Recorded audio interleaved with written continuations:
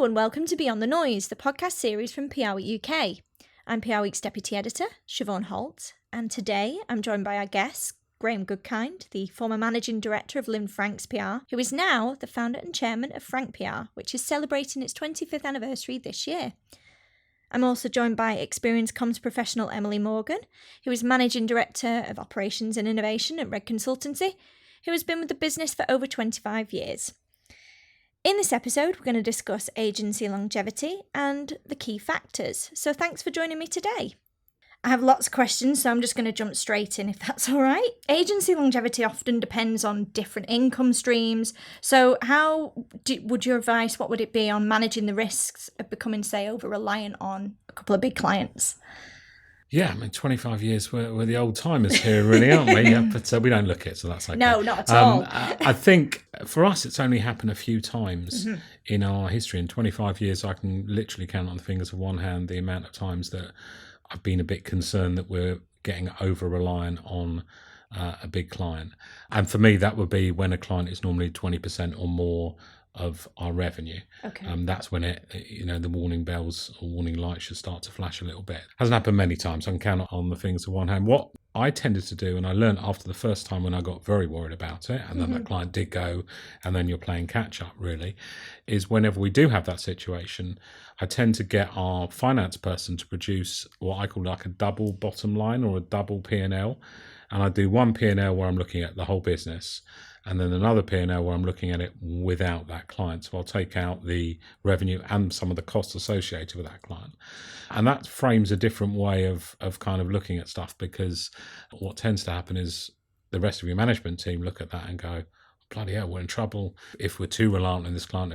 And it normally bucks people into action to, the best way to minimize it is to win more business, because then you dilute the effect of it. And it tends to have that effect. And I just find it's a very good little warning sign for us, is this double bottom line or double P&L, call it what you want, to be produced when you are worried about being over-reliant on a client. So, as I said, hasn't happened many times over 25 years. We've tended to have lots and lots and lots of mid-sized type of clients that it hasn't happened. I think, actually, if I'm looking back, Red won one of those clients off us many, many moons ago. It was a video games client, Activision, which was a really big client. And for that, we did have our double bottom line process in operation, and it was a really good way for us to deal with that blow and work out how we got out of it without causing us too much trouble, which it didn't at the time. It was a knockback, as always one big client's going to be for anyone, but it wasn't a fatal blow. And you see a lot of those fatal blows, unfortunately, happening to some agencies, over the 25 years, certainly that I've, since I set up Frank. And what about you, Emily? How do you manage the risks of, say, becoming over-reliant on major clients? Well, we've always worked with a range of clients of different sizes, so we're not overly reliant on major clients. We're always thinking about what's happening now, but also what's happening next, which means diversification. So not just of our client base, but also what is our offering to clients. So we were one of the first agencies to have a dedicated creative director. We were one of the first agencies to offer a specialization in social, so diversifying into that. Up till this point, I've got innovation in my title. We continually open new offers. We did a sustainability offer a couple of years ago, and we spread our bets in terms of working across multiple sectors. We work from everything from beauty to food to travel to pet care, sustainability, retail, so we can be there depending on how those different sections are going. We haven't diversified. Really, we're a pretty much pure play PR consumer marketing agency. We have a bit of corpse humour or, corporate, but it's not really corporate PR in the sense that other agencies will be. We have launched Frank Social, which I wouldn't say is a diversification internally, is maybe a diversification to the outside world, in that PR, comms, social has always been one and the same, but we just felt it was important to badge it as a separate brand or sub-brand, whatever you want to call it, more from people outside the industry to know that we offered that sort of service. So I wouldn't say it's a diversification, maybe it's a perception of diversification. In reality, I wouldn't necessarily see it as such. But we've always stuck to our knitting, really, and built up a brand doing what we do, which is creative, ideas-led PR with talkability, and we obviously own the trademark in the word talkability, and that's been a big part of our appeal, which has again stood the test of time. And I kind of couldn't believe it, if I look back 25 years, that that's still relevant and that's still a thing, and that word still gets used by everyone in the industry. And I still say, but that's a trademark of Frank, and then I think, okay, it's a compliment that people are using it. So moving on then, how have you approached client fees, and also what approach has been the best for your agency's long-term profitability? I think from a long-term profitability, I actually did some research going into our 25th year because I wanted to see what profitability was, what fees were. So since inception of Frank in September 2000, our revenues have been, total fees have been about £112.5 million, which sounds much better than our annual figure that we report in PRWeek. But if you kind of add that over the years, and our profit, or our EBITDA, which is the term we use, has been about 32.5 million, which makes a profit margin roughly, ever since we've been going, of about 30%. So over 25 years, our average profit margin over that whole period, ups and downs, highs and lows, COVID, all that, everything like that, has been roughly 30%, give or take, which I think is pretty impressive if I look at the industry average, and to keep that going over time. What's the secret to that? I mean, hard work, good systems, good process, good back end, all that sort of stuff. Knowing how to make money, knowing how to think commercially has definitely been part of that. The other thing I think has been the trick has been we've never really sold time. We've never done timesheets. We've never charged by the hour to clients. Since I set the agency up, I didn't want an agency that did it like that. I wanted an agency that sold output, not input, if you like. So it was all about the ideas that we came up with and selling the value that we were going to create, rather than the time it took us to create those ideas. And that's certainly been a massive part of our success in terms of profitability, and being able to achieve that 30% average margin over 25 years over that period of time. And Emily, what about at Red? We work on a range of different fee models, monthly retainers, one-off projects, strategic consultancy for different clients. So then all of our revenue is tied to one model, so that we can kind of deliver for clients in a way that brings value to them. We absolutely analyse what our clients are spending money on, so we can ensure we're putting resources into that. We do operate timesheets. We're really transparent with clients about our fees and our hours, keeping track on what they're spending and what they're getting for it. But absolutely agree with you, Graham. It's what value the business ultimately derives from what they've bought. So I'm a huge evaluation geek. And when I do training with teams on how to deliver great evaluation from a client, I always encourage them to make that link back to what did the client pay for this and what value did they get from it? And for me, long-term, and for us at Red, long-term profitability really comes from delivering work that clients value. If they value the work, they're going to continue to invest in it. And that's why you've got to help them prove that it did work. And anecdotally, there's a lot of chat about how it's harder in the sense that budgets are getting tighter, and there's more work that you've got to do as a result of that and prove that. So I'm wondering, how do you balance that as well? How do you combat when the client is pushing for a tighter budget but putting more pressure on you maybe? I think it's about being clever in the way that you deliver things. And so we're not just delivering one piece of kind of content or idea that's going to be used for editorial. It's going to be, how is that going to use across your marketing mix? And if you can prove that you're delivering something that can be used again and again and again, then, they get to pay for that, but it gives them a better ROI. So I think it's back to proving the value of it, and how whatever that creative idea is, how it goes kind of through the line. Those are always the ideas that work the best, aren't they? The ones that you can see which get picked up here, there and everywhere. So I think it's also like working collaboratively within their wider agency ecosystem. We work with a lot of kind of blue chip clients, and we're working with the media buying and the ad agency and the retail in-store environment.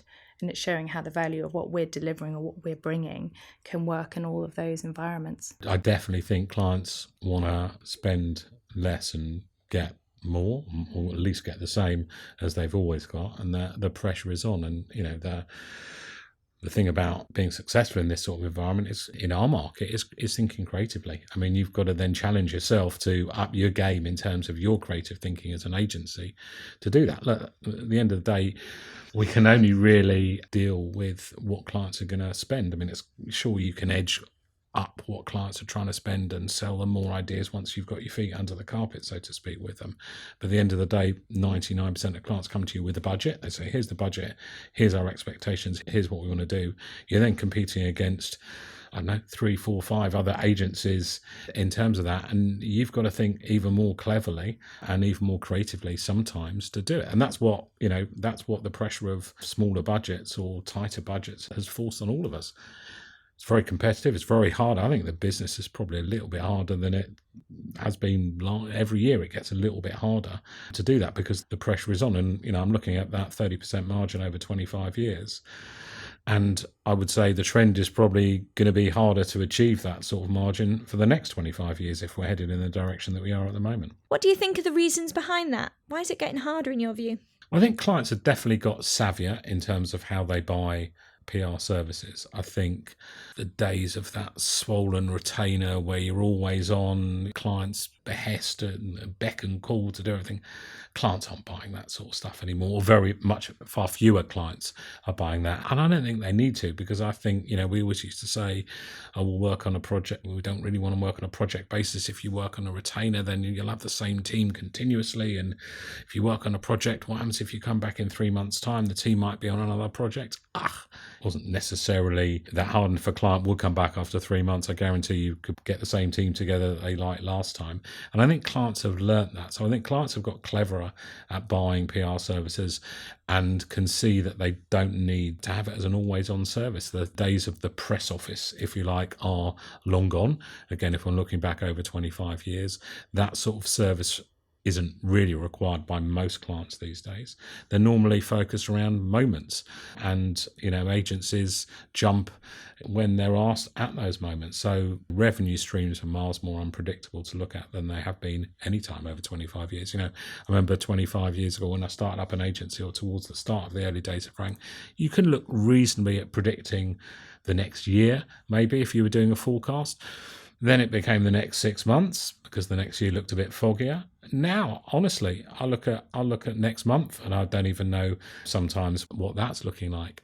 And that's a scary way to run a business, but it's become, for me, the norm. I'm sort of used to it. I'm used to thinking I can look at next month's revenue figures and I know it's going to be roughly 10, 12%, probably more than it is at a certain time when I look at it, depending on when I look at it in the month. And then, okay, we'll be back on track with it. But looking ahead and forecasting and telling the future in this business, certainly in terms of running a business, I think it's much harder than it was. And that's been a big change, definitely, in the last 25 years. That ain't slowing down. Do you agree, Emily? Is that a trend you've also noticed as well? I think there's diversification of channel, and marketeers have so many places that they can go now, and it's also spread out. I think the marketing world itself, there are a few clients, they've got, less people running them. PR has always been traditionally something that's more difficult to manage than like, here's an ad and I can put it out 100 different formats. So I think there's that pressure on marketing. There's the option of all the different channels of where you can go, things like influencer marketing, the amount that you can spend on that. Yeah, I agree. It was easier when there was a set retainer every month that you can go for, but I think it also kind of forces you to think about the client's problems and be proactive about going to them with a solution. So, where we've had good success is long-term relationships with clients where there isn't necessarily a brief, but you've gone in and you've said, well, I can see this is happening and that is happening. What happens if we did this? And then being able to sell them a kind of solution that they've then gone with. And again, as what I said earlier, like diversifying what you sell to them according to what their needs are at that moment. We do actually run quite a lot of press offices and do have a kind of, but more from a kind of corporate reputation perspective as well as like pure consumer plays. In the old days, we were much more brand or product focused. So it used to be that always on for the product press office and, new flavour of this, new size packaging of this, whatever. That was the press office role. Typically that just isn't there anymore, and we just do it, via a few social media posts as opposed to press releases and stuff like that. I think it depends on the size of organisation. So we also tend to work with in multi-brand environments, and there a press office is really beneficial for the client because we can package stuff up. So you're saying new formats, new. It's always worked. And so if you can package that into kind of one place and have one team working across multiple brands and hitting multiple moments in the year, that actually can be quite a cost-effective solution for a client to deal with getting out new news. And especially if you tie that back into the social as well, so that it's all coming out together. And when you look at your budget, what percentage of your profit is actually being reinvested back into the business, and where is that being primarily focused? Oh, it's kind of, again, looking over 25 years, it's been different in different phases of the business. If I'm thinking of early stage, when we were starting after startup and on that really steep growth curve, I guess in the early 2000s, a lot of that profit was being reinvested in more people, more talent, more hiring, because we were having a massive growth spurt. Then I sold the business in 2007 to the Enero Group, which was fantastic and a great from a financial point of view, great from a shareholder's point of view. But from a reinvestment of profits point of view, probably wasn't so good if I look back, because you then had an owner that was just interested in taking all your profits and then funneling it back upwards in a group environment, because they were a public company and they were accountable to their shareholders. So I would say from 2007 to 2021, when we were owned by Enero, reinvestment was negligible at best. They just wanted all the money out and put in the Enero coffers. Fair enough. That's what owners do a lot of the time. Since 2021, when I did an MBO to take the business privately owned again and independent again, obviously the reinvestment has happened considerably back into the business, looking at things like, much more money spent on people, training, developing staff, longer term thinking, stuff for the future. When you're owned by someone else, I know Red are obviously owned by another party. It might not be the case, but certainly in my experience, it was quite short term. There wasn't really any plans for Frank as an agency. They just wanted, we're a profitable business, as you've seen by the numbers that I've talked about. They just wanted our money, and to add that to their group profits. They weren't really cared too much about us as a individual brand. Becoming independent again has been brilliant in that respect, because we can do all sorts of things where we reinvest, and it's mainly in people. That's what we are, a people business. Sure, there's might be more investment in technology, hopefully some more investment when we kind of talk later maybe about AI and stuff like that, and new technologies and pioneering new things,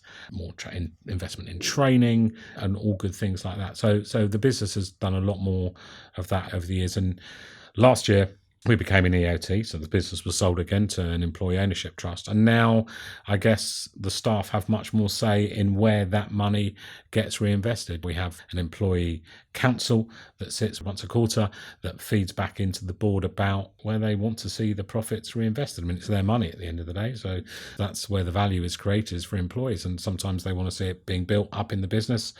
Sometimes they want to see it sort of used in different ways. So that's much more in their control in terms of how we go about doing that. And that's where EOTs are a really good thing, because the people that own the business at Frank now are the beneficiaries, if you like, are the employees.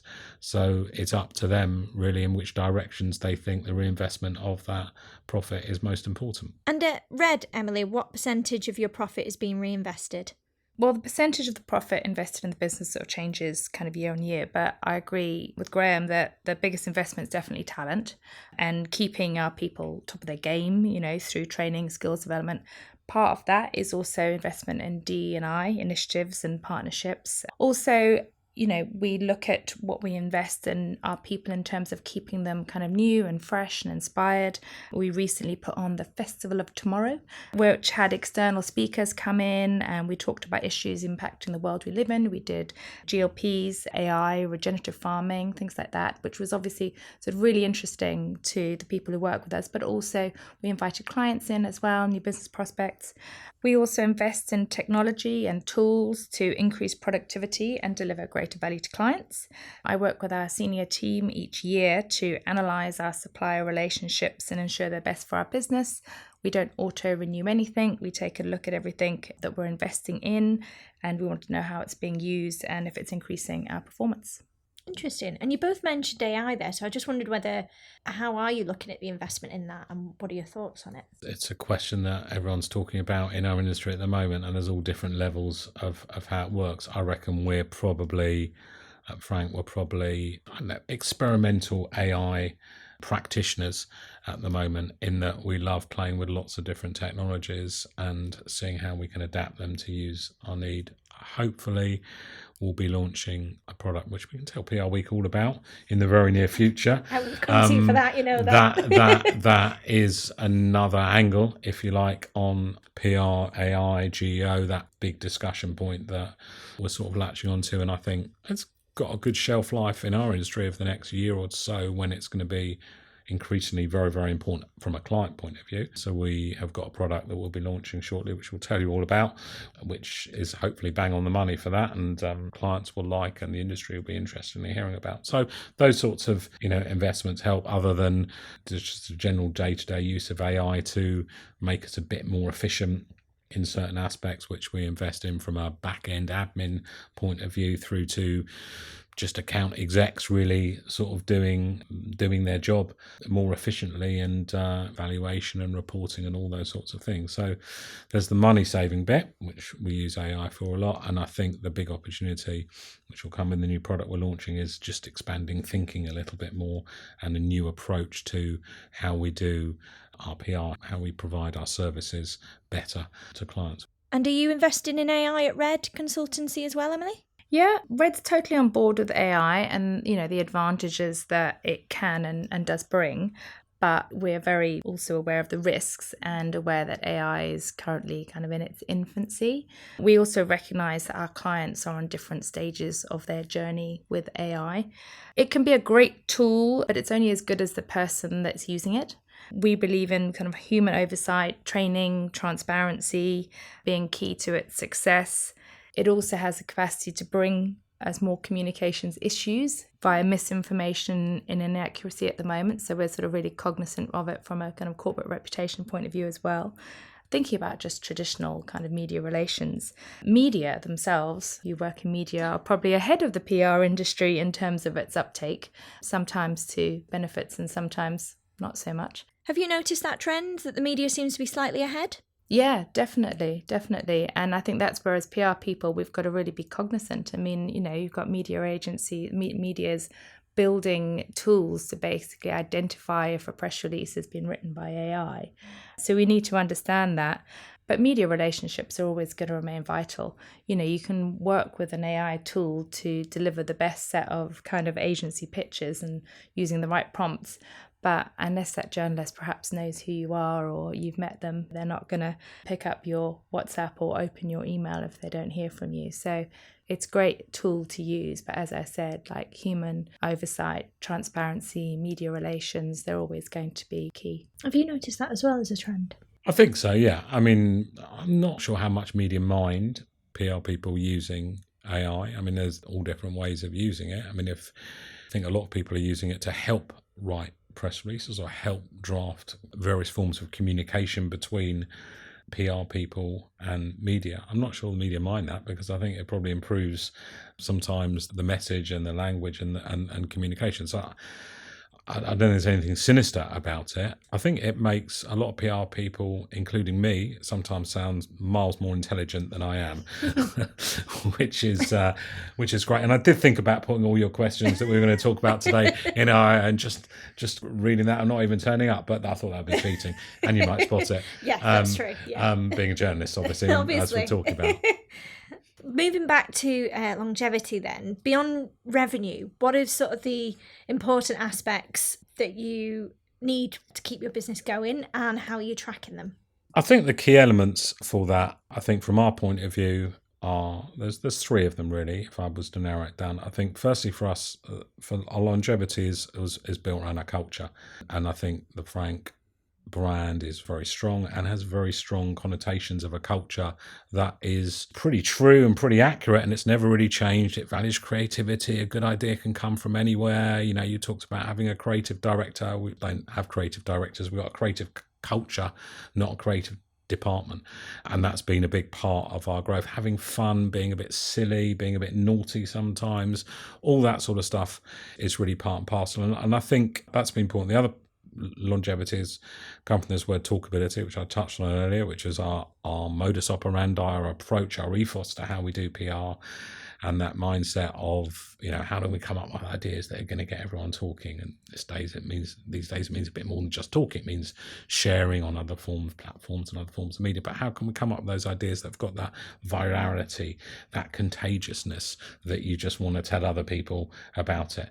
That again has been a big part of our reason for our success, I think, and people that work at Frank get that, clients kind of get that. And I think the other thing that's important, which I don't mean to blow my own trumpet a bit, but it is that founder's energy, is that, like, I'm old now, definitely in PR years, which are probably 3 times more than your average year of normal working people, but I still love it. I still have that passion, that desire to come in and and try and do stuff that I never thought of before, challenging myself and challenging the people that work within Frank to try and do that, to try and improve myself every day just a little bit, sometimes to learn, to grow, to expand, and that energy kind of seeps through, and people always used to say to me, I remember Frankie, who did this podcast recently, and she was a big one, saying whenever I came in a bad mood some days like that, which I did sometimes, a bit grumpy, she used to call me grumpy sometimes, that grumpiness would seep through and permeate into the agency. And I think there's a lot to be said for when the founders are still involved in businesses. Their energy can be contagious, or it can be quite bad. It can be a bit of a drain sometimes if they're pretty negative about it. And I did spend a few years where I was probably a bit negative about it, and it's no coincidence that the business didn't do brilliantly in those years. But so I think a lot of founders, when they're active in the businesses still, it's not necessary. Some businesses can be older than 25 years, and many are, and the founders are kind of long gone. But in our case, I think, keeping that energy, keeping that enthusiasm, keeping that passion going can really be a big part of the success of a business and the longevity of a business. So there you go. I blew my own trumpet, even though I didn't want to. There's nothing wrong with that. Emily, you've obviously worked part of the senior leadership team, and you've worked really closely there with the leaders. Would you say that's true, that it is important for the founders to have a positive attitude? Absolutely. I've done training with people where you talk about your leadership shadow, and you think about when you come in and how the impact that has on your team and how they feel about it. And that's actually something we actively train people on, is to think about your leadership shadow as when you walk into the office. Yeah, I mean, Red's longevity, we've had a lot of people in the business for a long time, and that's because we've worked really hard to make it a business that people want to be part of, and the culture is a big part of that. We're quite an analytical business. We take a lot of time. We probably thinking about what we've done and how we got there and where we're going next. So the sort of things that we're looking at and sort of tracking to sort of aid and keep us going another 25 years, 30 years, is our employees, our talent. How do we engage them? We look at our turnover rates. We run staff surveys. We look at promotions. We look at our DE&I to make sure we're building a culture that people want to stay in. And it does work. Red's historically had great retention rates, and we have people, including myself, who've been in the business a very long time. And I do feel like gives stability to clients and assures them that we've got the depth of knowledge and experience and understanding. We all still do PR at a senior level. Nobody doesn't do PR. And I think for an agency longevity, you've always got to keep your hand in the game and understand what's going on, because then you can understand how you need to change things. We keep very close to our clients. We keep a very active look at client renewal rates, how long we've worked with them, assessing how they're doing and how they're feeling to try and sort of iron out any niggles before they happen. We've probably got one of the best sort of client retention rates in the business, and it's because I think, we're continually worried, but we also bring them stability, and we're always bringing them new ways of doing things and of thinking about things. Creativity is super important to us as well. We really track that, our creative performance, our pitching power, how we're doing. We're not afraid to take a long, hard look at ourselves, and when things aren't working as the way we'd like, what can we change? How can we adapt? Where should we look to? Where can we get fresh ideas? And looking at agency longevity, it's probably not a very sexy answer, but we do track like operational efficiency. How are we doing billable versus non-billable time? How are we doing on over-servicing so that the business is working, that it's profitable, and that we're able to kind of reinvest where we need to. So from our perspective, the kind of more data we have, the better we understand how our business is performing and how people are performing. And then we can adapt and flex to keep us going for the long term. We've never had to do a big agency rebrand or repositioning. And that's because I think we tweak and we adapt. And yes, there's structural changes you make, but you keep it fluid and keep on adapting and changing to what's happening. Actually, we had other leaders say that the industry needs to actually be better at profitability. Do you think that's actually true? Do you think the sector does need to pay a bit more attention to that sometimes? Pay more attention, yeah. I mean, I think definitely, it always amazes me how things are driven by revenue and numbers of people. I mean, interesting up to a certain point, but if you're a shareholder of a business, and I know reportable to a shareholder when we were owned by the public company in Australia for years, they don't really care about that. They don't really care about the campaigns that we're doing either. They cared about profit. And this industry doesn't, it's like it's a bit of a dirty word sometimes, talking about profitability and stuff like that. And I don't think it is, because you haven't got staff without profitability. You haven't got the reinvestment that we talked about without profitability. You kind of need that to build and grow a business. And surely to me, it's a good thing. And, you know, I remember when I set up the business, talking of profit, you think it's quite hard when you're a founder of a business and running a business, like, who does your performance review? You know, who sets you your targets? Well, no one does, is the answer. So you've got to do it yourself. And I thought, okay, if I'm going to do this and run an agency, then I've got to have a KPI. And I thought, well, my only KPI is going to be profitability, isn't it then? And that's the only way I could, I guess, objectively judge my performance. I could say, I've done brilliantly this year, or I've done rubbish this year, or whatever, but it's a bit irrelevant. Or I could do a 360, and maybe that might be a bit skewed, because people would tend to say nice things because they might be a bit scared of me or saying the wrong thing.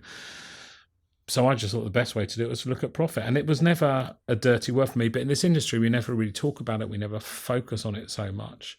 I don't think enough, because that's the surefire way to see how well a business is going to do. And I can remember, just again, anecdotally, years ago, judging that one of the agency awards for, it was best new agency or best small agency or something like that. And we went on the day when you go around to see all the different agencies in person. And there was one agency that was the hot agency of its time, was doing all the great work and stuff like that. And we came out at the end of the day and everyone said, oh, that's got to win agency of the year. I said, why? I said, I asked the MD at the time questions about their profitability, their revenue streams, how they were making money, what was the future, and the person didn't have a clue. But yeah, the work was great, it was sexy and stuff like that. And in the end, that business 2-3 years later has gone, it's disappeared, it's no longer an agency brand. And they said the one that's got to win is this one, which was just a very slick operation, was run brilliantly in its early days. And I always remember it had a really sharp CEO running it. I thought, knows his stuff, knows where his business at, knows how to make money, gets the idea of profitability. And this was in the very early days when there was probably about 20-25 people there, and that was W. And that's the agency that 12 years later, I think it must be 12, 13, 14 years later, has flown, has made plenty of money, has been highly profitable. But that was the thing. But no one really cared about that. Everyone just wanted the sexy stuff and the cool campaigns and the people, wearing all the latest, designer gear. To me, that was nice, and I got it, and I got why people like that sort of agency. But the ones that really thought through their business and thought how to make money out of it were the agencies that last. And I think, certainly the way that I've always thought when I was doing my first ever performance review on myself is, how have I performed this year? Well, how profitable has the agency been? And how have I performed the year after? Well, was it more profitable than last year? Well, then, great, you've done a good job this year. Moving on, can you share an example of a business decision or maybe even a service that your agencies had to change or drop completely? And what were the lessons that you learned from that? Every agency does need to adapt in line with the market. And it's a really rapidly changing world of communications, which is a joy because it's what keeps it interesting, is that it's always changing. And Red's had a number of sort of structural changes, over the years to keep us fit for purpose. For instance, we had a service offering which over time had become really commoditized, and we made the decision to phase out that offering and to work with a specialist external provider to give it to us when it was needed. And that created then space for kind of new growth and better alignment with where the industry was and is going, and allow us to expand in other areas. And this is part of being relevant and being resilient over time is to kind of recognise where the wind is blowing, where things are changing, and to be able to adapt the offer that you provide to clients, because we obviously, as an agency, we exist purely for the benefit of clients. What was it about that service then that maybe flagged to you that thought, actually, we're going to have to change this? Well, I think it's back to the point you were talking about earlier about profitability. Okay, interesting. Yeah. We can't continue to invest in parts of the business that are not profitable, because that's not fair for the business overall. And we are a business, we're not a charity. And I think we're PR people. Obviously, we're client service, we're client orientated. But at the end of the day, we have to have a healthy business and a profitable business in order to pay people, to have the right talent, to have the right tools, the right services, create the work environment in order to continue to deliver against those. So yeah, we would look at which areas of our business are more profitable and see where we need to invest in and where we need to grow. What about you, Graham? Was there anything over the years that you've had to change your tact on? Yeah, definitely. There's always day-to-day stuff where sometimes you make a decision and, you reverse it for whatever reason. And, there is that. Actually, something a lot of people don't do right, I think, is a lot of people don't make a decision. So if you make no decision, then you just sort of go on and kind of don't get anywhere. But the one that I think for me that, and hurt from a pride point of view as well at the time was we set up an office in America and we went to New York thinking that, we're going to go across the pond, we're going to kill it over there if budgets, just add a zero onto all the client budgets that we're going to get out there and happy days. It was hard graft. And, although Frank New York, address, Frank PR in New York looked brilliant on the SIG file and on the website and stuff like that, and was brilliant in creds pictures and stuff like that. My word, was it tough to run out there, and we struggled to find people out there, different breed of people. We struggled with the translation, I guess, of the Frank brand out there. The Frank brand has got a quite distinctive way it does PR with a bit of subtle humour, maybe a bit of irony, and that kind of doesn't translate well out in America, or didn't translate out in America at the time. As I said, managing people was quite hard. The whole attitude to working somewhere I found quite different in America to what it was here. The amount of time it took for decisions and feedback and the meetings that you had to have to get over, just I guess the American culture of doing business anyway. And then there was the distraction from the UK, because I remember at the time, we were sort of doing it. I was doing quite closely with Andrew, who's, kind of gonna, my second in command for many, many years. And, we were sort of working on it together, and we had to go out there quite a lot. So the distraction from therefore running, the day-to-day of a very successful UK business took something away from the UK as well. So at the end of the day, I had to eliminate it, had to shut it down. I couldn't make money out of it. I was going to say, was it the profitability again? Really struggled, and we just couldn't make money out of it. It's expensive to hire people out there, and we weren't winning any of these businesses, or these, we're winning the same sort of clients that we might have won in the UK, probably actually a bit smaller, but struggled. You need to scale that. I mean, there's a whole another podcast on how not to do it in America, and I could speak a while about that, but it's very, very different,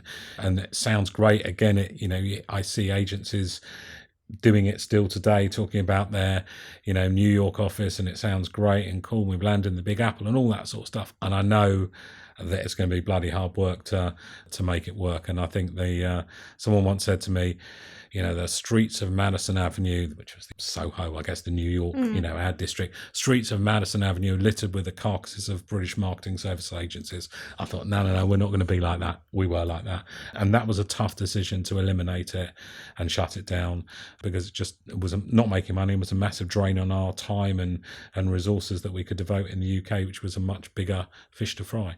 And it hurt to do that. But, you learn from it and you kind of move on. Well, my last question then is, if you could give one piece of advice to a new PR agency boss, what would it be? So for mine, it would be to be service orientated. If you understand your clients and what they need and can help them with their problems, and really importantly, help them run problems in a way that makes their lives easier and they have fun doing it, you will retain them and you will grow them. For this is understanding them now, but also understanding how their world is changing, how the market is changing, what impact this will have on them, and how communications can help them through that ongoing change. I think for a new agency boss, PR agency boss, one bit of advice is definitely to watch your cash flow.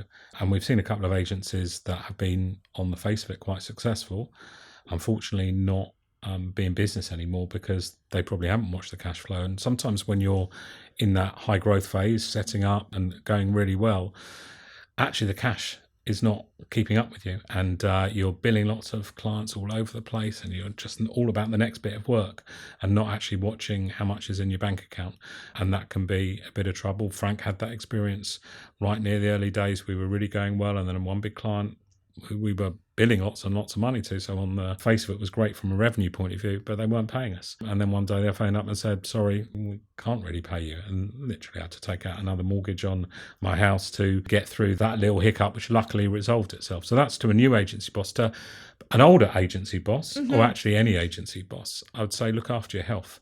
This is a stressful job, pressured job, it's fun, but I don't think it's the healthiest occupation to be in. There's lots of highs and lows.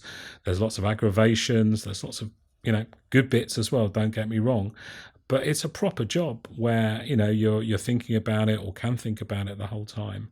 And you're not thinking about yourself. And I definitely paid the price for it in my physical health, probably in my mental health as well a little bit. And it wasn't something that was particularly talked about like it is now, but it's important to look after yourself, get yourself checked a lot from a physical point of view, and assess yourself from a mental point of view, because it will take its toll if you don't do that. So look after yourself is definitely my big bit of advice. Young or old, whatever age it is, look after yourself.